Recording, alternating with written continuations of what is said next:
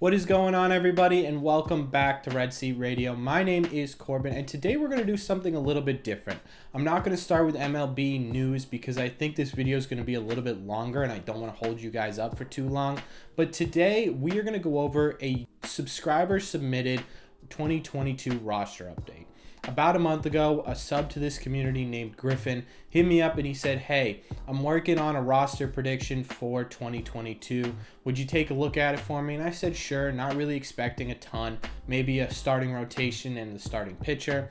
But no, Griffin came out with an entire spreadsheet of where he thinks the Red Sox are going to place in 2022, what the starting lineup, the rotation, and the bullpen are going to look like, bench guys, player call-ups, any transaction that's going to happen during the year, he's trying to predict. It is a wildly, incredibly detailed document. I couldn't help but think that you guys would appreciate it as much as I did, so we're going to react to it today on today's video. We're just going to talk about sort of the top line stuff. I'm going to link the whole thing in the description so you can take a look at everything. But today we're going to go over the starting lineup, the rotation, and the bullpen. We're going to talk quickly about how he put those guys in those spots, and I'm going to give my full analysis on it. As always, though, before we get into that, do me a favor, make sure you guys have hit that subscribe button. We are one away from 400, so be that 400th guy and hit that button. Also, make sure that you guys have hit the like button as well. Thank you all very much for clicking on this one. Shout out to Griffin. Let's get into it.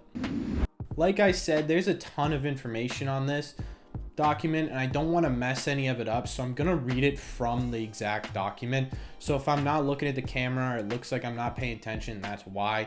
But I want to start with the starting lineup, and that's because I think this is where the most heated debates are going to come from. This definitely has the most impactful changes on this roster prediction, so we're going to start there. Now, Griffin has the starting lineup of Nick Madrigal at second base, Kyle Schwarber at 2 at the DH spot, Xander Bogaerts at 3, Rafael Devers at 4, Alex Verdugo at 5, Dahlbeck 6, Kike 7, Duran 8, and Vasquez 9. Now, there are two people that I immediately saw and had to look up and figure out how he got there and why he thinks they'd be a good fit. And the first one that jumps off to me is Nick Madrigal. Now, Nick Madrigal was a second baseman for the Chicago White Sox, but he recently got traded to the Chicago Cubs. And Griffin thinks that the Red Sox are going to trade the Cubs Christian Arroyo and two prospects. The first one being Nico Cavaldas and Nick Decker, first baseman and outfielder for Nick Madrigal. Now, I could see why this move would be made. Nick Madrigal is a machine at getting on base. He had a 305 average this year and a 774 OPS. So he's a very good leadoff hitter. He's also still in his arbitration years, so we've got some control over the price of him. And on top of that, too, he's a good placeholder for the slew of very good Red Sox prospects that we have in our system that are supposed to come up in the next couple of years. The other one that jumps off the page to me is Kyle Schwarber at DH. No JD Martinez in this starting lineup. In Griffin's world, JD Martinez has been traded to the San Diego Padres for outfielder / first baseman James Wood, left-handed pitcher Ethan Elliott, and international cash considerations. Those international cash considerations are then traded to Cincinnati and Washington for two pitchers, Dustin Seans and Christian Rowe. I'm butchering some of these names and I know it, but some of these names I've never heard of, so I'm not entirely sure how they're pronounced, and I apologize if I'm saying them. The only issue I have with this move is the trade for JD Martinez. I think we could get a little bit more for JD Martinez, but like I said in my last video, and like most of Red Sox Nation agrees, they don't want JD to leave, but this time it makes sense that he gets traded away. And if we can get a whole slew of good pitching prospects / major league ready pitchers, I'm okay with that as long as the value is there. Kyle Schwarber is definitely decent. I have no problem bringing Schwarber back. In fact, I would agree that the only DH that I would be looking for right now would be Kyle Schwarber. Other than that, move Rafael Devers to DH and bring Tristan Casas up for opening day and put Bobby at third. Now, as for the lineup, the only thing I think I would change would be I would put Kike at the 1 position. The only reason I'm saying that is because I loved him in the 1 position during the playoffs. He had such a fantastic playoff run, and I really do think he's going to bring that confident approach at the plate and that momentum into the 2022 season, but that's just sort of nitpicking. Other than that, I really do see all sides to this lineup and can agree on most of these points. As for the rest of the non-pitchers that Griffin has on his roster, he's got Kevin Plawecki on the bench, Jackie Bradley Jr. on the bench, Tristan Casas on the bench, Brock Holt, who he thinks the Red Sox pick up in free agency, and another new trade piece, Santiago Espinal. He thinks that Boston will trade catcher/utility player Steven Scott and right-handed pitcher Ryan Zerferon to Toronto for Santiago Espinal.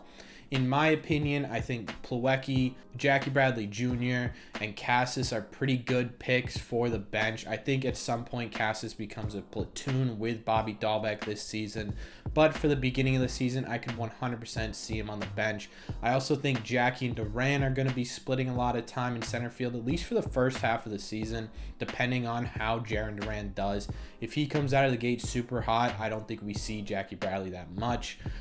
As for Santiago Espinal, I understand why he might be wanted in a trade piece. He's a utility infielder. We lost that when we traded away Christian Arroyo in this scenario. But in my opinion, I think we could just bring up Jeter Downs, save ourselves some prospect trading, and end up with a guy who can play short, second, or third, as well as a guy who's pretty quick.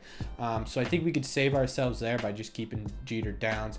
As for Brock Holt, man, I love Brock Holt a lot and would love to see him back in a Red Sox uniform. The problem is I just think his price tag might be too high for the amount of time he'd actually play, especially if we have an everyday second baseman fully set up. If we didn't get Nick Madrigal in this situation and we only had players who can play second base but aren't an everyday second baseman, I would be all in on Brock Holt because I think he would do a great job there. But in this scenario, I understand why you'd want Brock Holt, but I just think his price tag might be a little too high for the situation he's in. Now on to the starting rotation here, and this one's going to be pretty quick because there's only a couple players to talk about. In Griffin's world, the dream rotation, the most realistic rotation in Griffin's eyes, is Nate Eovaldi 1, Chris Sale 2, Nick Pivetta 3, Houck 4, Hill 5, and Paxton as a long reliever, 6 man in the rotation kind of guy. In my opinion, I think this is pretty much spot on. Really, the only thing I would change is I would switch Pivetta and Houck. I would have Houck in the 3 spot and Pivetta in the 4 spot. In my opinion, personally, I think Houck is going to have a better year, but I can totally understand people thinking that Pivetta will have a better year. I really do think it could go either way. I really think this isn't far off from what we're going to see in 2022, at least halfway through. I think at some point we get a full-on number 4, number 5 guy replace Hill and replace Paxton at one point. But for now, this makes a ton of sense to me. I really wouldn't change much. The next piece I want to talk about is Griffin's projected bullpen. Now, this is one of the more interesting parts of this whole analysis to me because there are so many different ways that the Red Sox could fix their bullpen, and Griffin decides that most of his changes are going to come through trade. Griffin's bullpen looks like this. He's got James Paxton, Josh Taylor, Joe Kelly, Jose Alvarado, Ryan Brazier, Matt Barnes, Justin Dunn, Garrett Whitlock, and Brad Hand. Now, Joe Kelly and Brad Hand are picked up on the free agent market, but Jose Alvarado and Justin Dunn are picked up through trades. Justin Dunn was picked up in a trade with Seattle, where the Red Sox gave him Hirokazu Sawamura and Austin Davis for Justin Dunn and Taylor Dollard, another pitcher, right-handed pitcher. And then Jose Alvarado is picked up in a trade with Philly for Red Sox pitcher Grant Gambrell. Like I said, there are a million ways to fix the Red Sox bullpen. In my personal opinion, I like the idea of getting Jose Alvarado, but I don't think the Red Sox are willing to give up Hirokazu Sawamura just yet. For some reason, they really like him, and I could see him starting to be not a staple in the bullpen, but at least here for a couple more years. He also had some midseason call-ups that I want to talk about. Connor Siebold, Brian Maeda. He also has Josh Winikowski as the 29th man, a right-handed pitcher for the bullpen, to kind of go up and down all season and trade places with guys who need rest or time off or injuries or stuff like that. And I really like that, actually. I think this guy will be seen in 2022, and I think he'll be in that exact role. Now, I made some real slight adjustments to this. I added some guys who I think could come back or be signed, but I'm not entirely sure if they will be. Again, the bullpen's such a personal opinion thing because there's so many different guys out there. So these are the guys that I added. I added Brian Bayo, who he actually has coming up midway through the season. I added Ottavino, and I added Hunter Strickland. I think Hunter Strickland is more of a closer type, and we don't have a solid closer on this specific bullpen build, so I'm going to go with Hunter Strickland for that.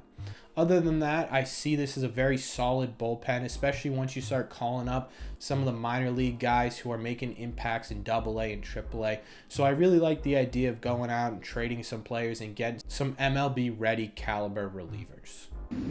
The last thing I want to talk about for this viewer submitted roster prediction is where he puts the Red Sox in the 2022 standings, because I think this is a very realistic place for the Red Sox to be. At the end of the season, Griffin has the Red Sox in second place with a record of 97-65. They're behind the Tampa Bay Rays, who have a record of 98-64. So God help me during September, because that is going to come down to the wire. I'm going to be a mess, and I really hope that's how it is, because I love those tight races at the end of the year. There's nothing better than late September baseball where you're on the edge of your seat praying to God that Devers hits a 2-run home run, or Nick Pavetta's curveball strikes out one of, if not the best hitter in the game. So I'm all in on that. The only issue I do have with this is I think the Blue Jays are going to be more in contention. He has them at 98-73. I love that he has the Yankees in fourth. I think that's a realistic spot for the Yankees, who just can't seem to ever put it together. So I really do think that's a legitimate spot that the Yankees could end up in at the end of the season.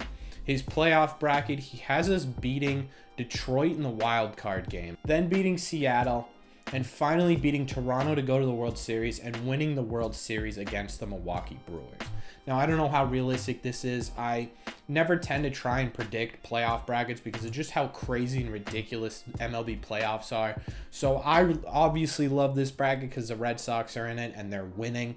So that's what I'm going to go with. I'm going to do the exact same bracket he has. I trust him, and I think that's what the 2022 season will look like.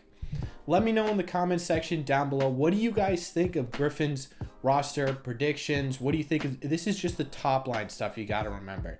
There are 100 more trades that took place. There were 100 more transactions. People moving down. You got to check out the link in the description below. But let me know what you think of all the top line stuff in the comments down below. Did Griffin do a good job trying to predict this? Did Griffin miss some things? What did he miss? And how do you think they're going to do? As always, before you take off here, make sure you guys have hit that subscribe button.